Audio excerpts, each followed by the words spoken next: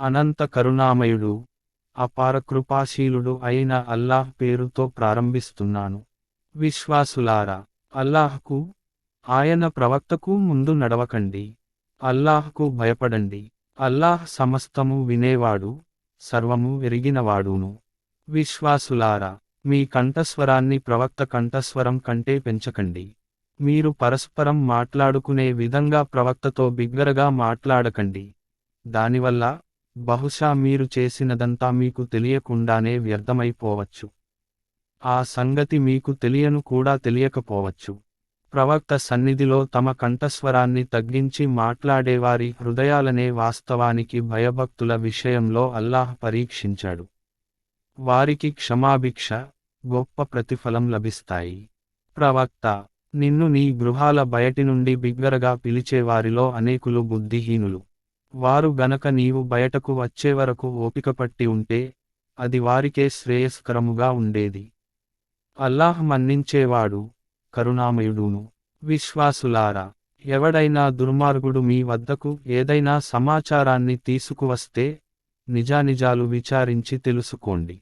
లేకపోతే మీకు తెలియకుండానే మీరు ఏదైనా వర్గానికి నష్టం కలిగించవచ్చు, తరువాత చేసిన దానికి పశ్చాత్తాపపడవలసి రావచ్చు. మీ మధ్య అల్లాహ్ ప్రవక్త ఉన్నాడనే విషయాన్ని బాగా గుర్తు ఉంచుకోండి. ఒకవేళ ప్రవక్త గనక అనేక వ్యవహారాలలో మీ మాట విన్నట్లయితే, మీరే స్వయంగా కష్టాలలో పడిపోతారు. కానీ అల్లాహ్ మీలో విశ్వాసం పట్ల ప్రేమను కలుగజేశాడు, దానిని మీకు మనోరంజకమైనదిగా చేశాడు. అవిశ్వాసం, దుర్మార్గం, అవిధేయతల పట్ల మీకు వెగటు కలిగేలా చేశాడు. అటువంటి ప్రజలే అల్లాహ్ అనుగ్రహం వల్ల, ఆయన మహోపకారం వల్ల సన్మార్గగాములయ్యారు. అల్లాహ్ సర్వజ్ఞాని, మహావివేకీను. ఒకవేళ విశ్వాసులలోని రెండు వర్గాలవారు పరస్పరం పోట్లాడుకుంటే, వారి మధ్య రాజీ కుదిరించండి.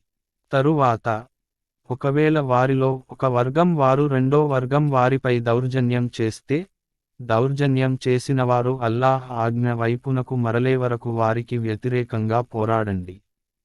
తరువాత వారు గనక మరలివస్తే, వారి మధ్య రాజీ కుదర్చండి.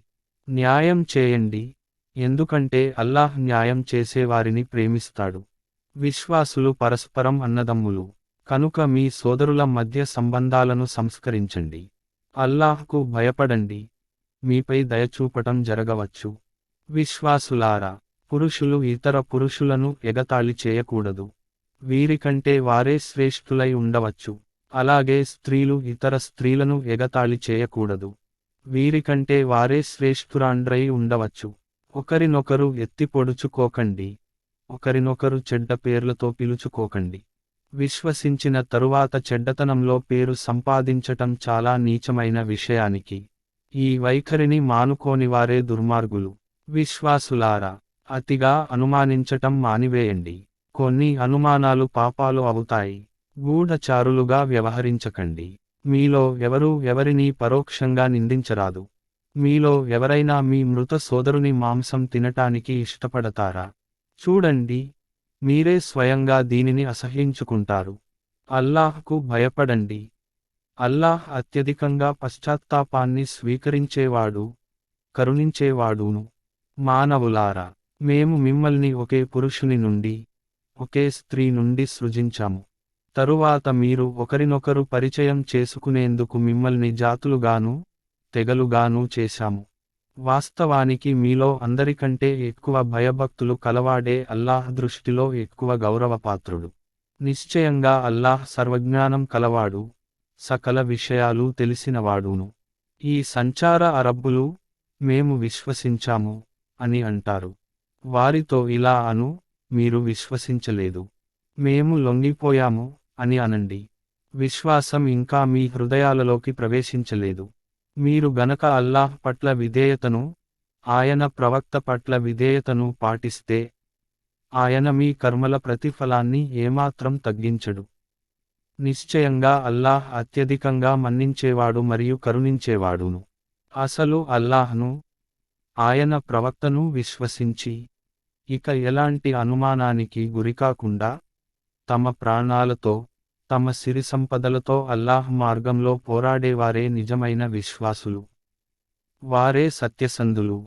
ప్రవక్త, వారి విశ్వసించామని చెప్పుకునేవారి తో ఇలా అను, మీరు అల్లాహ్కు మీ ధర్మ స్వీకారం గురించి తెలియజేస్తున్నారా? వాస్తవానికి అల్లాహ్ భూమిలోనూ ఆకాశాలలోనూ ఉన్న ప్రతి వస్తువును ఎరుగును. ఆయనకు ప్రతి వస్తువును గురించిన జ్ఞానం ఉన్నది. వారు ఇస్లాంను స్వీకరించి తామేదో మీకు మేలు చేసినట్లు చెబుతున్నారు. వారితో ఇలా అను, ఇస్లాంకు సంబంధించిన మేలును నా మీద మోపకండి. అల్లాహ్ మీకు విశ్వాసానికి సంబంధించిన మార్గం చూపి, ఆయనే మీకు ఉపకారం చేశాడు. మీరు గనక మీ విశ్వాస ప్రకటనలో నిజాయితీపరులే అయితే. అల్లాహ్కు భూమిలోనూ ఆకాశాలలోనూ దాగి ఉన్న ప్రతి వస్తువును గురించి తెలుసు. మీరు చేసేదంతా ఆయన దృష్టిలో ఉన్నది.